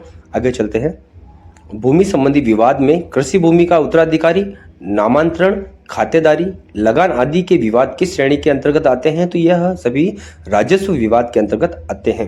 और जिले में कितने प्रकार के न्यायालय होते हैं, तो जिले में 3 प्रकार के न्यायालय होते हैं। एफआईआर का पूरा नाम क्या है, तो प्रथम सूचना प्रतिवेदन होता है, ठीक है। यह एफआईआर का पूरा नाम है। आगे हमारा अतीत इतिहास शुरू हो जाता है यहाँ से। तो पहला प्रश्न, हमारे अतीत के ज्ञान भंडार का पता कैसे चलता है, तो शिलालेखों व पुरातन सामग्री से पता चलता है। आगे, वे स्रोत जो पुराने हैं तथा पुरातत्ववेत्ताओं द्वारा एकत्रित किए गए हैं उन्हें क्या कहते हैं, तो उन्हें पुरातात्विक स्रोत भी कहा जाता है, पुरातात्विक स्रोत कहते हैं उनको, ठीक है। अच्छा प्रश्न है। आगे, वे प्राचीन स्रोत जो किसी भाषा में लिखे गए हैं उन्हें साहित्यिक स्रोत कहते हैं। आगे, मानव ने सर्वप्रथम किस धातु की खोज की थी, तो मानव ने सर्वप्रथम तांबे की खोज की थी। सिंधु सभ्यता का पहला नगर कौन सा खोजा गया, तो पंजाब का हड़प्पा जो स्थल है सबसे पहले खोजा गया था। सिंधु सभ्यता के कौन से स्थल पाकिस्तान में हैं, तो पाकिस्तान के अंदर मोहनजोदड़ो, हड़प्पा, कोटदीजी व चौहंदड़ो जो हैं ये पाकिस्तान के अंदर स्थित है। सिंधु सभ्यता के कौन से स्थल भारत में हैं, तो भारत में रोपड़, लोथल, धोलावीरा, कालीबंगा जो हैं ये भारत के स्थल हैं। प्रश्न बनता है यहाँ से, वेदों की रचना किस नदी के तट पर हुई थी, तो सरस्वती नदी के तट पर वेदों की रचना हुई थी। आगे, सरस्वती नदी का उद्गम माना जाता है, तो जो सरस्वती नदी है इसका जो उद्गम है ये शिवालिक की पहाड़ियों जो है वहां से माना जाता है। अच्छा प्रश्न है। आगे, सिंधु की माँ किस नदी को कहा जाता है, तो सरस्वती है, इसको सिंधु की माँ कहा जाता है। सिंधु के समकालीन नदी घाटी सभ्यताएं कौन सी हैं, सिंधु घाटी जो है उसके समकालीन नदी घाटी सभ्यताओं में मिस्र की जो नील नदी घाटी सभ्यता है और साथ ही साथ मेसोपोटामिया की दजला फराज सभ्यता है और चीन की जो वाइंगो नदी सभ्यता है ये सभी सिंधु घाटी सभ्यता के समकालीन रही थी। कालीबंगा सभ्यता स्थल कहाँ पर स्थित है, ये हनुमानगढ़ के अंदर स्थित है। आगे आहट सभ्यता स्थल कहाँ पर है, तो उदयपुर के अंदर है। और बागोर सभ्यता स्थल कहाँ पर है, तो भीलवाड़ा के अंदर है। ठीक है, हनुमानगढ़ के अंदर जो कालीबंगा है ये 1961 में 2 टीलों के बीच इस सभ्यता स्थल को खोजा गया था। और जो आहट जो उदयपुर के अंतर्गत है, इसे ताम्र नगरी के नाम से भी जाना जाता है। इसके बारे में डिटेल है। और इन सभी के बारे में हमने जो राजस्थान बोर्ड की, जो राजस्थान अध्ययन की किताबें हमने पढ़ी थी, उसके अंदर अच्छे से जो भी एनसीईआरटी के अंदर दे रखा था, सबका अपन ने वन लाइनर के रूप में अध्ययन किया था। आगे चलते हैं। बालाथन व गिलुन सभ्यता कहाँ पर स्थित है, तो ये उदयपुर की सभ्यताएं हैं। ये सभी जो सामाजिक अध्ययन की जो किताबें आती है उसके अंदर भी दे रखा है, इसलिए हम इसको भी वापस लेके आए हैं। ठीक है, नौह सभ्यता स्थल कहाँ पर है, तो नौह भरतपुर के अंदर है। ताम्र युगीन लोहे की कुल्हाड़ी भी यहीं से मिली थी। चंद्रावती सभ्यता स्थल कहाँ पर है, तो सिरोही के अंदर है। और पचमाता सभ्यता स्थल कहाँ पर है, तो राजसमंद के अंदर। ये प्रश्न आया हुआ है बार बार, पचमाता। गणेश्वर सभ्यता स्थल कहाँ पर है, तो सीकर के अंदर है। कातली नदी के तट पर विकसित सभ्यता है गणेश्वर। और बैराट सभ्यता स्थल कहाँ पर है, तो बैराट सभ्यता स्थल जो है ये जयपुर के अंदर है। और महाभारत काल के अवशेष मिलते हैं। ठीक है, ये सभी राजस्थान की जो सभ्यता है उससे संबंधित प्रश्न है और अक्सर एग्जामों में पूछे जाने वाले, रेगुलर रिपीट होने वाले प्रश्न होते हैं। ठीक है, आगे चलते हैं। तरखान वाला डेरा सभ्यता स्थल कहाँ पर है, तो तरखान वाला डेरा सभ्यता स्थल श्री गंगानगर के अंदर है। सिंधु सभ्यता ईसा से कितने वर्ष पुरानी मानी जाती है, तो 2500 वर्ष पुरानी मानी जाती है, यानी कि वर्तमान से तो ये कहे तो 4500 वर्ष पुरानी। ओके, आगे वैदिक सभ्यता और संस्कृति। पहला प्रश्न, वेदों के लिखे जाने के आधार पर वैदिक काल को कितने भागों में बांटा गया है, तो वैदिक काल को 2 भागों में बांटा गया है, पूर्व वैदिक काल और उत्तर वैदिक काल। वैदिक काल से संबंधित ये जो पार्ट है ये हूबहू आपके रीट के जो मेंस का सिलेबस है उसके अंदर दिया हुआ है ना। तो वैदिक सभ्यता से संबंधित जो भी एनसीईआरटी के प्रश्न हैं वो सभी आपको इसके अंदर मिलेंगे। क्लास 6 का अध्ययन कर रहे हैं हम। आगे चलते हैं। वेदों की संख्या कितनी है, तो वेदों की संख्या 4 है। प्राचीन वेद कौन सा है, तो सबसे प्राचीन वेद ऋग्वेद है। अगला, यज्ञों में प्रयुक्त होने वाले मंत्र किस वेद से मिलते हैं, तो यजुर्वेद जो है वहाँ से यज्ञों में प्रयुक्त होने वाले मंत्र मिलते हैं। देवताओं की पूजा के सभी मंत्र किस वेद से मिलते हैं, तो सामवेद से मिलते हैं। भारतीय संगीत का उद्गम किस वेद से हुआ है, तो सामवेद से भारतीय संगीत का उद्भव हुआ है। ताकि चिकित्सा विधि का ज्ञान किस वेद से मिलता है, तो अथर्ववेद से चिकित्सा विधि का ज्ञान मिलता है। वेद के कितने भाग होते हैं, तो वेद के 4 भाग होते हैं। चारों भागों के नाम संहिता, ब्राह्मण और अरण्यक और उपनिषद। संहिता, ब्राह्मण, अरण्यक और उपनिषद 4 इसके भाग हैं। जीवन में जन्म से मृत्यु तक कितने संस्कारों का उल्लेख वेदों में मिला है। ठीक है, जीवन के जो 16 संस्कार हैं इनका उल्लेख वेदों में मिलता है। आगे चलते हैं। वैदिक संस्कृति में मानव जीवन को कितने आश्रमों में बांटा गया है, तो 4 आश्रम बताए गए हैं। ब्रह्मचर्य, गृहस्थ, वानप्रस्थ और संन्यास आश्रम, 4 आश्रम है। ठीक है, आगे वर्ण व्यवस्था का आधार क्या है, तो वर्ण व्यवस्था का आधार कर्म है। 12वां प्रश्न, आर्यों के राजनीतिक जीवन का मूल आधार किसे माना गया था, तो कुटुंब को माना गया था। वैदिक संस्कृति में कुटुंब शब्द किसके लिए प्रयुक्त हुआ है, तो कुटुंब शब्द परिवार के लिए प्रयुक्त हुआ है।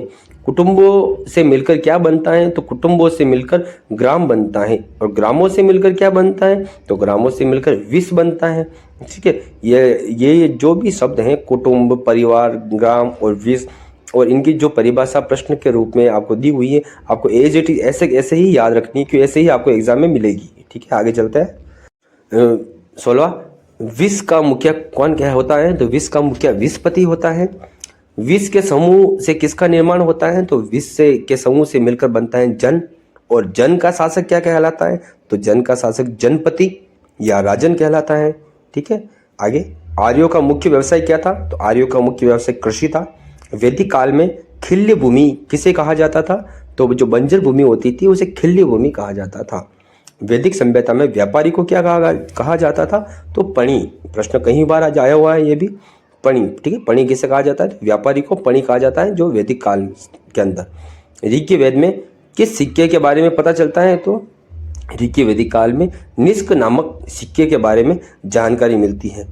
यह भी प्रश्न एग्जाम में पूछा हुआ था। हालांकि सारे ही प्रश्न महत्वपूर्ण प्रश्न है। ठीक है, तो आप साथ साथ में स्क्रीनशॉट भी लेते रहिए। आगे, वैदिक सभ्यता में व्यापार की कौन सी पद्धति प्रचलित थी, तो वस्तु विनिमय की पद्धति प्रचलित थी व्यापार की। और ऋग्वेदिक कालीन जो नदियां हैं उसके बारे में अपन बात करते हैं कि उनका तत्कालीन नाम क्या है, तो उस समय क्या नाम था और वर्तमान में उन्हें किस नाम से जाना जाता है। पहली कुंभा, कुंभा को वर्तमान में काबुल कहा जाता है। कुमुर्दा, इसे कुल्लम कहा जाता है। गोमती नदी, इसे गोमल कहा जाता है। और जो सुवस्तु नदी है, इसे स्वात कहा जाता है। ठीक है, जो नदियों के नाम है, यह भी प्रश्न मिलान के प्रश्न बनता है यहाँ से, और अक्सर एग्जाम में पूछा जाता है और पूछा भी जाएगा आने वाले एग्जामों में, क्योंकि ये काफ़ी महत्वपूर्ण प्रश्न है इतिहास से संबंधित। तत्कालीन नाम दे दिए जाएंगे आपको एक तरफ, और दूसरी तरफ वर्तमान जो नाम है वो दे दिए जाएंगे, और 4 नदियों के नाम दे दिए जाएंगे। उसमें आपको क्या करना है, आपस में इनका मिलान करना है। ठीक है, आगे सिंधु जो है इसको सिंध कहा जाता है वर्तमान में। वितस्ता को वर्तमान में झेलम कहा जाता है। विपाशा को वर्तमान में व्यास कहा जाता है। परुष्णी जो है इसको वर्तमान में रावी कहा जाता है। अस्किनी जो नदी है इसको वर्तमान में चिनाब कहा जाता है। और शत्रुद्री जो नदी है इसको वर्तमान में सतलज कहा जाता है। और जो द्वस्तती नदी है मुख्य नदी और काफ़ी महत्वपूर्ण नदी है, इसे वर्तमान में सरस्वती नदी कहा जाता है। अपन नहीं पढ़ते हैं कि सरस्वती नदी जो है इसका नाम क्या है, सरस्वती, दसदती जो अपन कहते हैं। तो ये दसदती जो नाम है ये तत्कालीन नाम था, उस समय का वैदिक जो सभ्यता है उस समय का नाम था, और वर्तमान में बोलचाल की भाषा में धीरे धीरे इनका नाम परिवर्तित हो जाता है। ठीक है, इसी प्रकार आगे अगला प्रश्न जो है ये महाजनपदकालीन जो भारत और मगध साम्राज्य है उससे संबंधित अपन बात करेंगे। पहला प्रश्न, जन समूह या कबीला जिस स्थान पर निवास करता था उसे क्या कहा जाता है, तो उसे जनपद कहा जाता है। आगे, बड़े नगरों में छोटे जनपदों के मिलने से किसका निर्माण हुआ, तो जो बड़े जनपदों में जब छोटे जनपद मिल गए थे तो उससे महाजनपद का निर्माण हुआ था। और महाजनपदों की संख्या कितनी है, तो 16 महाजनपद थे टोटल, ये भी सिलेबस में है आपके। और 16 महाजनपदों की सर्वप्रथम जानकारी कहाँ से मिलती है, तो जो बौद्ध ग्रंथ है अंगुत्तर निकाय, वहाँ से 16 जनपदों की जानकारी मिलती है। और 16 महाजनपदों से संबंधित जो राजधानियाँ हैं, राजधानियों से भी प्रश्न आपको एग्जाम में पूछे जाते हैं। ठीक है, हर एग्जाम में लगभग जिस भी सिलेबस में ये महाजनपद चैप्टर है उसमें राजधानियों से प्रश्न नहीं पूछा गया हो, ऐसा आज तक किसी भी पेपर में नहीं हुआ है। तो अक्सर राजधानियों से प्रश्न पूछा जाता है और पूछा भी जाएगा। तो आपको एक एक महाजनपद की एक एक राजधानी याद करनी है। शुरू करते हैं अपन। पहला, अंग महाजनपद, इसकी राजधानी है चंपा। मगध महाजनपद, इसकी राजधानी है पाटलिपुत्र। काशी महाजनपद, इसकी राजधानी है वाराणसी। कौशल महाजनपद, इसकी राजधानी है श्रावस्ती। वज्जी महाजनपद, इसकी राजधानी है वैशाली। मल महाजनपद, इसकी राजधानी है कुशीनगर व पावा दोनों। और चेदी, इसकी राजधानी है शक्तिमती। और जो वत्स जो महाजनपद हैं इसकी राजधानी है कौशाम्बी। ठीक है, तो आपको ये जो राजधानियाँ हैं और भी राजधानी आपको 16 पूरी पढ़ेंगे अपन। तो आपको क्या करना है कि बार बार इसका रिवीजन करना है, अंगुलियों पे याद होनी चाहिए हर महाजनपद की जो एक एक राजधानी है। आपको इसको क्या आप डेली अब एक दो बार पढ़ेंगे ना, तो 2 से 4 दिन के अंदर ये अच्छे से रट ली जाती हैं। और ये इसको याद करने की कोई सिसोटी वगैरह नहीं होती है, बाकी रटना ही पड़ता है आपको। ठीक है, बार बार पढ़ोगे तो याद हो जाएगी। आगे, कुरु जो महाजनपद हैं उसकी राजधानी इंद्रप्रस्थ है, इंद्रप्रस्थ। ठीक है, और पांचाल जो महाजनपद है उसकी राजधानी अहिछत्र या कहे काम्पिल्य। तो 2 राजधानियाँ भी होती हैं, अहिछत्र और काम्पिल्य। ठीक है, और जो मत्स्य महाजनपद हैं ये राजस्थान के संदर्भ में काफ़ी महत्वपूर्ण महाजनपद हैं। इसका उल्लेख हर एग्ज़ाम की अपन तैयारी करते हैं तो उसमें इससे संबंधित प्रश्न आता है। तो मत्स्य जो महाजनपद है इसकी राजधानी विराटनगर है, आप पढ़ा होगा आपने। आगे, सूरसेन महाजनपद, इसकी राजधानी मथुरा। अस्मक महाजनपद, इसकी राजधानी पोतन। अवंती महाजनपद, इसकी राजधानी उज्जैनी और महिष्मति। 2 राजधानियाँ हैं इनकी। ठीक है, कंबोज महाजनपद, इसकी राजधानी राजपुर। और गांधार महाजनपद और इसकी राजधानी तक्षशिला। इस प्रकार हमने 16 ही महाजनपदों की राजधानियों के बारे में अच्छे से पढ़ा है। ठीक है, आगे चलते हैं। अगला प्रश्न, महाभारत काल में किस महाजनपद में पांडवों ने अज्ञातवास बिताया था, तो मत्स्य महाजनपद, अभी हमने कहा बहुत इंपॉर्टेंट है ये, और इसकी राजधानी विराटनगर थी। ठीक है, महाजनपद काल का सबसे शक्तिशाली जनपद किसे कहा जाता है, तो काशी को सबसे शक्तिशाली महाजनपद कहा जाता है। आगे, रामायण काल में किस महाजनपद की राजधानी अयोध्या को बताया गया है, तो जो कौशल महाजनपद है उसकी राजधानी अयोध्या को बताया गया है, काफ़ी महत्वपूर्ण है। आगे, बौद्ध काल में कौशल की राजधानी किसे बताया गया था, तो बौद्ध काल में कौशल की राजधानी श्रावस्ती को बताया गया था। महाभारत में उल्लेखित राजा शिशुपाल का संबंध किस महाजनपद से था, तो चेदी से था। ठीक है, सूरसेन के किस राजवंश में श्री कृष्ण का जन्म हुआ था तो यादव राजवंश के अंदर हुआ था। ठीक है, आगे तक्षशिला महाविद्यालय किस महाजनपद का अंग था? तो गांधार महाजनपद का अंग था। महाजनपद काल में राजा को क्या कहा जाता था? तो गणपति कहा जाता था। भारत का प्रथम विशाल साम्राज्य किस महाजनपद को कहा जाता है? तो मगध महाजनपद है, इसको भारत का विशाल साम्राज्य कहा जाता है।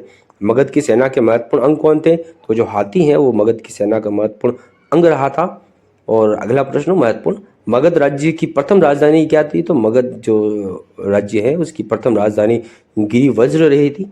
और मगध जो राज्य है इसके बारे में आप सब, ये आपकी जो रीट के सिलेबस है उसमें अच्छे से प्रश्न पूछे जाते हैं। अशोक सम्राट आप पढ़ते हैं उसके अंदर इसमें डिटेल से चर्चा करते हैं।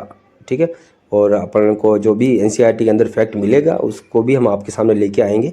अभी इस वीडियो के अंदर जो जो भी हैं उसको पढ़ के सुनाते हैं। आगे, मगध राज्य के उत्थान व समृद्धि में किसका सबसे महत्वपूर्ण योगदान माना जाता है? तो अजातशत्रु का महत्वपूर्ण योगदान माना जाता है। किस वंश के शासकों ने मगध की सेना में वृद्धि की थी? तो नंद वंश के शासकों ने। ठीक है, नंद वंश के शासन के पतन का मुख्य कारण क्या रहा था? तो अतिरिक्त कर। ठीक है, ये बहुत ज़्यादा कर लगा दिया करते थे, इसलिए जो नंद वंश है इसके शासन का अंत हो गया था। और नंद वंश के शासन का अंत के साथ ही जो भी आगे की इतिहास रहता है वही आपके सिलेबस में मुख्यतः पूछा जाता है ना। नंद वंश के बाद मगध का राजा कौन बना? तो चंद्रगुप्त मौर्य। चंद्रगुप्त मौर्य जो है ये नंद वंश के बाद मगध का राजा बना था। आगे, मौर्य और गुप्तकालीन भारत। मौर्य और गुप्तकालीन भारत महत्वपूर्ण चैप्टर है। यहाँ से अभी अक्सर 2 से 3 प्रश्न मिलते हैं एग्जाम के अंदर।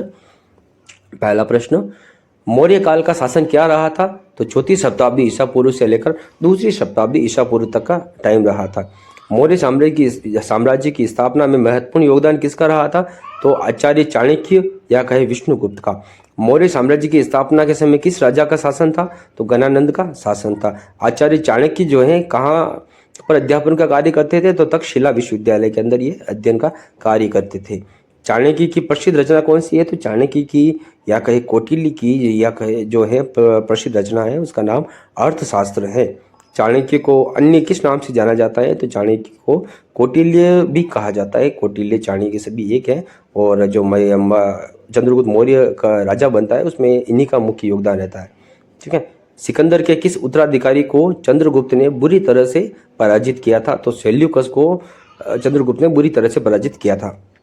आगे, मेगस्थनीज किसके शासन काल में मगध में रुका था? तो चंद्रगुप्त मौर्य के काल में सेल्यूकस के राजदूत के रूप में मेगस्थनीज आया था। मेगस्थनीज की रचना क्या है? काफी महत्वपूर्ण प्रश्न है ये भी। इंडिका जो है मेगस्थनीज की रचना है। चंद्रगुप्त ने जीवन के अंतिम समय में किसे अपना गुरु बनाया था? तो जैन धर्म के जो भद्रबाहु है उसको बनाया था। और कहाँ पर? तो श्रवण बेलगोला में गुरु बनाकर तप का मार्ग अपना लिया था चंद्रगुप्त मौर्य ने। किस मौर्य शासक को अमित्रघात भी कहा जाता है? तो बिंदुसार को अमित्रघात कहा जाता है। और सम्राट अशोक का उसके अभिलेखों में क्या नाम आता है? तो देवानाम प्रियदर्शी। देवानाम प्रियदर्शी जो है सम्राट अशोक का नाम है और अभिलेखों में इसी नाम से अशोक को पुकारा जाता था। और ये प्रश्न भी कई बार एग्जाम में पूछा गया और काफी ही महत्वपूर्ण प्रश्न है ये। आगे, अशोक मौर्य शासन का सम्राट कब बना था? 269 ईस्वी में बनता है। किस युद्ध के नरसंहार ने अशोक का हृदय परिवर्तित किया व उसने कभी युद्ध न करने की प्रतिज्ञा ली थी? तो कलिंग युद्ध की बात हो रही है यहाँ पर। अशोक के अधिकांश अभिलेख किस भाषा में है? तो प्राकृत भाषा के अंदर मिलते हैं। सम्राट अशोक के अभिलेखों की लिपि क्या है? तो ब्राह्मी लिपि है। अशोक की अच्छी शिक्षा किस नाम से चर्चित हुई थी? तो अशोक की जो अच्छी शिक्षा है ये अशोक का धम्म नाम से चर्चित हुई थी। आगे, बौद्ध धर्म की कौन सी संगोष्ठी अशोक के काल में संपन्न हुई थी? तो जो पाटलिपुत्र में 3री संगोष्ठी हुई थी ये सम्राट अशोक के काल में संपन्न हुई थी। इसी प्रकार अगला प्रश्न, अशोक ने बौद्ध धर्म के प्रचार के लिए सिहल यानी श्रीलंका में किसे भेजा था? तो महेंद्र व संघमित्रा को भेजा था। अशोक ने बौद्ध धर्म के प्रचार के लिए यवन प्रदेश में किसे भेजा? तो महारक्षित को यवन प्रदेश में भेजा था। सम्राट अशोक ने बौद्ध धर्म के प्रचार के लिए वनवासी यानी कि उत्तरी कन्नाडा जो वर्तमान में है वहां पर किसे भेजा? तो रक्षित को भेजा था। अशोक ने बौद्ध धर्म के प्रचार के लिए स्वर्ण भूमि यानी कि जो पेंगू देश है वर्तमान में वहां पर किसे भेजा? तो वहां पर सोन व उत्तरा को भेजा था। मौर्य साम्राज्य के पतन के बाद सबसे बड़ा साम्राज्य किसका रहा था? तो कुषाण जो है कुषाण का सबसे बड़ा साम्राज्य रहा था। अगला, प्रमुख कुषाण शासक कौन है? तो प्रमुख कुषाण शासक जो है ये कनिष्क है। ठीक है, अगला प्रश्न, गुप्त वंश का प्रथम प्रतापी शासक कौन था? तो चंद्रगुप्त प्रथम रहा था। किस गुप्त शासक ने अश्वमेध यज्ञ कर उसकी स्मृति में अश्व चित्रित सिक्के चलाए थे? तो समुद्रगुप्त ने चलाए थे। प्रयाग प्रशस्ति का रचयिता कौन है? तो हरिशयन है, जो समुद्रगुप्त का मंत्री व लेखक भी था। ठीक है, अगला प्रश्न इसी में, किस गुप्त शासक को वीणा वादक का शौक था? तो समुद्रगुप्त को था। किस गुप्त शासक को विक्रमादित्य के नाम से भी जाना जाता है? तो चंद्रगुप्त द्वितीय को विक्रमादित्य के नाम से भी जाना जाता है। इसी में तीसरा प्रश्न, चंद्रगुप्त द्वितीय ने अपने समकालीन किन विदेशी आक्रमणकारियों को परास्त किया था? तो शक जो जाति थी, उन विदेशी आक्रमणकारियों को चंद्रगुप्त द्वितीय ने अपने काल में परास्त किया था। काफ़ी महत्वपूर्ण प्रश्न है, गुप्त काल से संबंधित सारे प्रश्न इंपॉर्टेंट हैं और आपके एग्जाम में पूछे जाते हैं। इसी प्रकार आगे, ठीक है, किसने अपने विजय अभियानों के बाद कैलेंडर चलवाए थे? तो विक्रमादित्य ने विक्रम संवत चलवाया था। ठीक है, 32वां प्रश्न, विक्रमादित्य के दरबार में 9 रत्न कौन से थे? यहाँ से प्रश्न बनता है। तो महाकवि कालिदास, धन्वंतरी, शपणक, अमर सिंह, शंकु, वेताल भट्ट, घटभरत, वराह मिहिर और वरुरुचि। यहाँ से अक्सर प्रश्न पूछा जाता है और ये 9 ही जो रत्न हैं आप उसके नाम आपको याद होने चाहिए। अगला प्रश्न, कौन सा चीनी यात्री विक्रमादित्य के काल में भारत आया था? तो फाहियान आता है भारत, चीनी यात्री था। अगला प्रश्न, भारतीय इतिहास का स्वर्ण युग किसके काल को माना जाता है? महत्वपूर्ण प्रश्न है। तो गुप्त वंश का जो शासन रहा था ये भारतीय इतिहास में स्वर्ण युग के नाम से जाना जाता है। ये गुप्त काल से संबंधित प्रश्न यहाँ पर समाप्त हो जाते हैं। आगे अपन भारत की जो अर्थव्यवस्था है प्राचीन भारत में, उस समय भारत की किस प्रकार की अर्थव्यवस्था रही थी, जो कक्षा 6 के अंदर क्या क्या दे रखा है, उन सभी बिंदुओं का बारे में अपन वन लाइनर के रूप में अध्ययन करते हैं। तो शुरू करते हैं। पहला, देशी व्यापार के लिए प्राचीन भारत में कितने पथ थे? तो 2 पथ थे, उत्तरा पथ व दक्षिणा पथ। ठीक है। दूसरा, उत्तरा पथ का उल्लेख करो। तो उत्तरा पथ के बारे में बात करते हैं अपन। तो ताम्र लिप्ति यानी कि बंगाल से लेकर पाटलिपुत्र, वैशाली, कुशीनगर, श्रावस्ती, हस्तिनापुर, कश्मीर, तक्षशिला, पुष्क कलावती, अफगानिस्तान, काबुल से बल्क तक का जो क्षेत्र है यह उत्तरा पथ के नाम से जाना जाता है। ठीक है। आगे हमारी सांस्कृतिक विरासत का जो ये अध्याय है इसके बारे में बात करते हैं। पहला प्रश्न, अस्थियों के ऊपर मिट्टी व ईंटों से बनाए जाने वाले अर्धवृत्ताकार टीले क्या कहलाते थे? तो उन्हें स्तूप के नाम से जाना जाता था। अगला प्रश्न, बुद्ध के अवशेषों को कितने भागों में बांटा गया है? महात्मा बुद्ध के अवशेषों को 8 भागों में बांटा गया है। ठीक है, ये भी प्रश्न काफी अच्छा प्रश्न है। तीसरा, अमरावती स्तूप कहाँ पर स्थित है? तो जो अमरावती स्तूप है यह आंध्र प्रदेश के अंदर स्थित है। आंध्र प्रदेश में आया हुआ है अमरावती स्तूप, और ये प्रश्न भी एग्जामों में आया हुआ है। आगे, सांची का स्तूप कहाँ पर है? तो सांची का स्तूप मध्य प्रदेश के अंदर स्थित है, एमपी के अंदर। अगला, भारहूत स्तूप के अवशेष कहाँ पर मिले? तो भारहूत स्तूप के अवशेष कोलकाता जो संग्रहालय है वहाँ से हमें प्राप्त होते हैं। गुफा में पूजा हेतु जो निर्मित ठोस स्तूप कहलाते हैं उसे चैत्य के नाम से जाना जाता है, चैत्य। और भिक्षुओं के रहने के लिए जो गुफा बनाई जाती है उन गुफाओं को विहार कहा जाता है। इसी में अगला प्रश्न, चैत्य तथा विहार की मुख्य विशेषता क्या है? तो इनकी दीवारों पर चित्र व बौद्ध धर्म से जुड़ी जो जातक कथाएं हैं उनका चित्रण देखने को मिलता है। 10वां प्रश्न, अजंता की गुफाएं कहाँ पर स्थित हैं? तो अजंता की गुफाएं जो महाराष्ट्र के औरंगाबाद जो जिला है उसमें जो बागोरा नदी घाटी है वहाँ पर आपको अजंता की गुफाएं देखने को मिलती हैं। अजंता की गुफाएं है उससे संबंधित प्रश्न भी आता है एग्जाम के अंदर। तो आपको जो अजंता की गुफाएं के बारे में जो जगह है महाराष्ट्र के औरंगाबाद जो जिला और नदी पूछे तो बागोरा नदी घाटी है ना, तो याद रखिएगा। आगे इसी प्रकार का प्रश्न और काफ़ी महत्वपूर्ण का प्रश्न आएगा कि अजंता की गुफाएं कितनी है। ठीक है, तो कुल 29 गुफाएं हैं जिसमें 5 चैत्य हैं। चैत्य कितने हैं? 5, और गुफाएं कितनी है? कुल 29। अगला, 490 ईस्वी के बाद अजंता को छोड़कर सब कहाँ चले गए थे? तो सभी एलोरा चले गए थे, और एलोरा को स्थानीय भाषा में वेल्लूर कहा जाता है। 13वां प्रश्न, भारतीय मूर्तिकला का वास्तविक स्वरूप कब से प्रारंभ माना जाता है? तो भारतीय मूर्तिकला का वास्तविक स्वरूप जो है ये मौर्य काल से माना जाता है। सारनाथ के अशोक स्तंभ के कितने शेर हैं? सारनाथ का जो अशोक स्तंभ है उसमें 4 शेर बने हुए हैं। अशोक स्तंभ के आधार पर कौन कौन से जानवर उल्लेखित हैं? तो अशोक स्तंभ में बैल, घोड़ा, हाथी और शेर, 4 जानवर हैं। बैल, घोड़ा, हाथी और शेर हैं। भारतीय कला के इतिहास में किस काल को स्वर्ण काल कहा जाता है? ये प्रश्न अभी पहले पढ़ा था हमने, वापस पढ़ लेते हैं। तो इसको आंसर गुप्त काल रहेगा। गुप्त काल को भारतीय जो कला के इतिहास में स्वर्ण काल के नाम से भी जाना जाता है, और ये प्रश्न काफी महत्वपूर्ण प्रश्न है, एग्जाम में कई बार मिलता है। आगे, प्राचीन काल के प्रमुख साहित्यकार और उसकी रचनाओं के बारे में बात करते हैं। तो एक तरफ साहित्यकार दे रखे, एक तरफ उनकी रचनाएं हैं, पढ़ते हैं। पहला, विष्णु शर्मा। विष्णु शर्मा की रचना पंचतंत्र है। कालिदास, कालिदास की रचनाओं में अभिज्ञान शाकुंतलम, मेघदूत, ऋतुसंहार और कुमार संभव नाम याद रखिएगा। शूद्रक है तो शूद्रक की रचना है मृच्छकटिकम। अमर सिंह तो अमर सिंह की रचना है अमरकोश। सम्राट हर्ष, हर्ष की रचना है रत्नावली, नागानंद व प्रियदर्शिका। ठीक है, रत्नावली, नागानंद व प्रियदर्शिका ये जो है ये सम्राट हर्ष की रचना है और हर्ष से संबंधित प्रश्न को रिलेटेड होकर एग्जाम में पूछते हैं। तो ये और जो ऊपर दे रखा है विष्णु शर्मा, कालिदास, शूद्रक और अमर सिंह है, ये गुप्त काल से संबंधित है और गुप्त काल का जहाँ भी चैप्टर लगता है तो इनकी जो रचना है, रचनाओं से बारे में प्रश्न अक्सर पूछा जाता है एग्जामों में।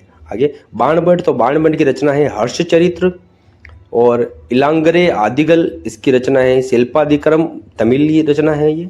और शीतले सतनार जो है ये भी तमिली रचना है। शीतले सतनार जो व्यक्ति है इसकी रचना का नाम है मणि मेखलई है। ठीक है, आगे आगे प्रश्न शुरू होता है वहाँ पर। आयुर्वेद का ग्रंथ किसे कहा जाता है? तो चरक संहिता को आयुर्वेद का ग्रंथ कहा जाता है। शल्य चिकित्सा की जानकारी किस ग्रंथ से मिलती है? तो सुश्रुत संहिता है, वहाँ से हमें शल्य चिकित्सा की जानकारी मिलती है। आर्यभट्ट का संबंध था, तो आर्यभट्ट का संबंध खगोल विज्ञान से था। और आर्यभट्ट की रचनाएं कौन सी हैं? तो आर्यभट्ट की रचना जो है वो आर्यभट्टीय नाम से आती हैं। आर्यभट्ट की रचना, आर्यभट्ट से संबंधित प्रश्न भी हमें पूछा जाता है। तो ये सभी रचनाओं के बारे में अपन ने बात की थी और काफ़ी महत्वपूर्ण रचना है। रचनाओं से संबंधित जो रचनाकार हैं उनका नाम भी पूछा जाता है और कई बार एक ही व्यक्ति की 3 रचनाएं और एक चौथी जो रचनाएं चौथे किसी अलग व्यक्ति की दे दी जाती है, फिर असत्य पूछा जाता है। तो इस प्रकार के प्रश्न भी अक्सर एग्जाम में मिलते हैं। अगला ये अंतिम पेज रहेगा। बौद्ध धर्म विनय पिटक में क्या संग्रहित हैं? तो भिक्षुओं के नियम संग्रहित हैं। बौद्ध ग्रंथ सूत पिटक में क्या संग्रहित हैं? तो बुद्ध की शिक्षाओं का वर्णन मिलता है। बौद्ध ग्रंथ जो अभिधम पिटक है उसमें क्या संग्रहित है? तो उसके अंदर दर्शन व सांसारिक ज्ञान के विषय में जानकारी मिलती है। और अंतिम प्रश्न कि तमिल भाषा में लिखा साहित्य क्या कहलाता है? तो संगम साहित्य कहलाता है। संगम साहित्य का जो प्रश्न है ये भी काफ़ी ही महत्वपूर्ण प्रश्न है। ठीक है, इसी प्रकार आज की क्लास पूरी होती है। वीडियो के अंत तक बने रहने के लिए आपका बहुत बहुत धन्यवाद। इसी प्रकार का अगला वीडियो आपको कक्षा 7 से संबंधित हम सारे प्रश्न लेके आएंगे, इसलिए वीडियो को आप पूरा देखें। और आप जो भी व्यक्ति हैं आपके मिलने में तैयारी करता है रीट की, उसको वीडियो भेजें। ठीक है, वीडियो अच्छा लगा हुआ तो वीडियो को लाइक करें और दोस्तों को शेयर करें। और हमारा चैनल आपको कैसा लगा कमेंट के अंदर बताएं। अच्छा लगा हो तो चैनल को सब्सक्राइब करें और बेल आइकन को जरूर दबाएं। इसी प्रकार आपका दिन शुभ रहे। धन्यवाद, शुक्रिया, जय हिंद, जय भारत।